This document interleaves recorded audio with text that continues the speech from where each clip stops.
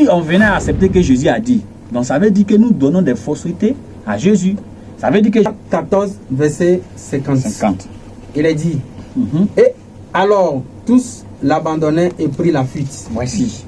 Regardez ce que Marc va dire à la suite. Un jeune homme le suivait. Voilà. N'ayant sur le corps... Doucement, il dit, malgré que les gens l'ont fui, mais il y a un jeune homme qui le suivait. Et regardez maintenant, il va nous décrire comment ce jeune a été. N'ayant sur le corps qu'un drap. Que ce jeune avait un seul drap sur lui. On se saisit de lui. Et quand les gens se sont saisis de lui, mais il lâcha son vêtement et se sauva tout nu. Voilà.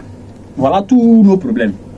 C'est-à-dire, le jeune a laissé son vêtement et il a fui tout nu dans Jérusalem. La question que nous on pose, qu'est-ce que ce jeune homme-là cherche derrière Jésus tout nu? Il faisait quoi tout nu? Il faisait quoi derrière Jésus? Et puis il est nu, carrément nu. Ça c'est la première question. La deuxième question, vous savez, il y a certaines personnes qui ont pris ce passage-là pour essayer de légitimer leur sexualité. Il y a certains qui ont pris ce passage-là pour essayer de montrer que non, oui, leur position sexuelle est normale, c'est dans la Bible. Parce que Jésus se promène avec des jeunes qui n'ont rien porté comme habit. Et maintenant, les commentateurs bibliques ont trouvé en cela un sérieux problème. Vous allez commencer à lire. Marc 14, verset 52. Mais lui, laissant le drap, s'enfuit tout nu. Tout nu. Voilà. Explication. Cet incident extraordinaire dont Marc a conservé le souvenir a donné lieu à nombre de suppositions.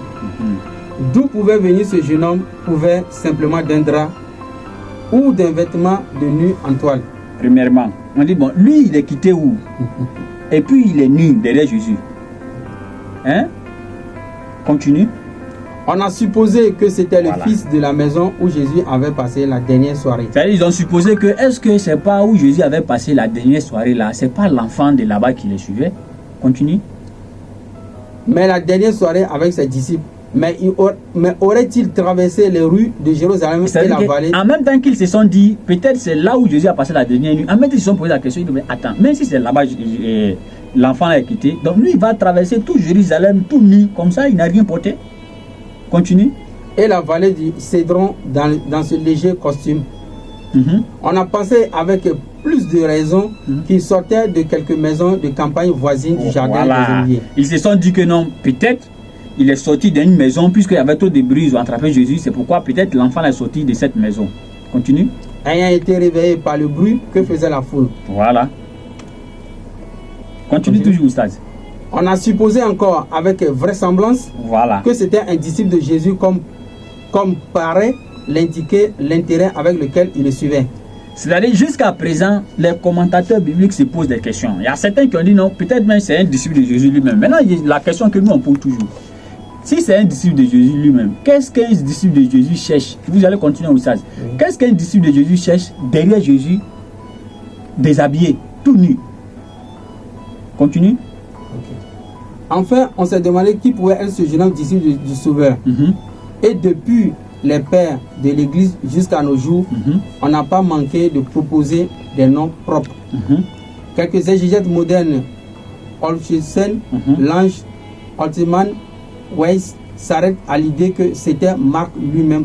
Voilà, ils ont donné quelques noms de personnes et ces personnes-là, ils disent que c'est Marc lui-même. Et même dans l'Alliance biblique, eux aussi ils disent que vraiment, ça peut être Marc lui-même. Et si c'est Marc lui-même, au verset 50, qu'est-ce qu'il a dit?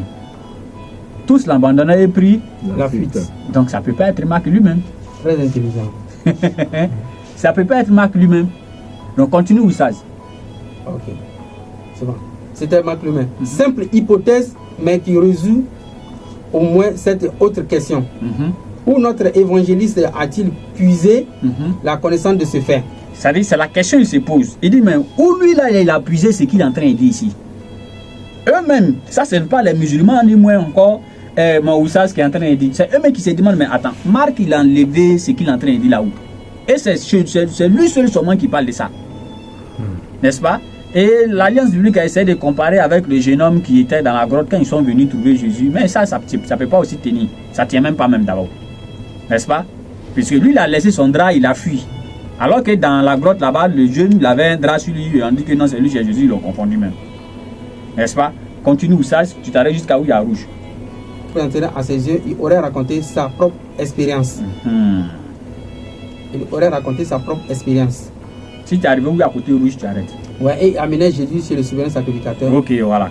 Donc, ils se sont posé des questions. Il dit, mais peut-être, vous voyez la dernière phrase, on dit quoi? Peut-être il a expliqué lui-même sa propre expérience. Nous demandons, ça là, est-ce que c'est là? Non, disons-nous la vérité. Est-ce que ça là, c'est la parole de Dieu quand même, disons? Est-ce que c'est la parole de Dieu? Donc, ça répond directement à celui qui a dit qu'il y avait 40 auteurs qui ont écrit la Bible inspirée. Donc, vous allez nous dire que c'est Dieu qui a inspiré. À Marc, il faut écrire qu'il y a un jeune qui se promène derrière Jésus, il est nu. Et l'autre qui dit que non, c'est Jésus qui a dit à son disciple d'écrire. Donc, Jésus a dit à son disciple, il faut écrire que non, il y a un jeune derrière moi, il est nu, il n'a pas porté habit. N'est-ce pas? Donc, quand nous, on a fini de lire tous ces paramètres, on s'est assis et on s'est posé beaucoup de questions. Est-ce que la Bible est-elle réellement la parole de Dieu? Quand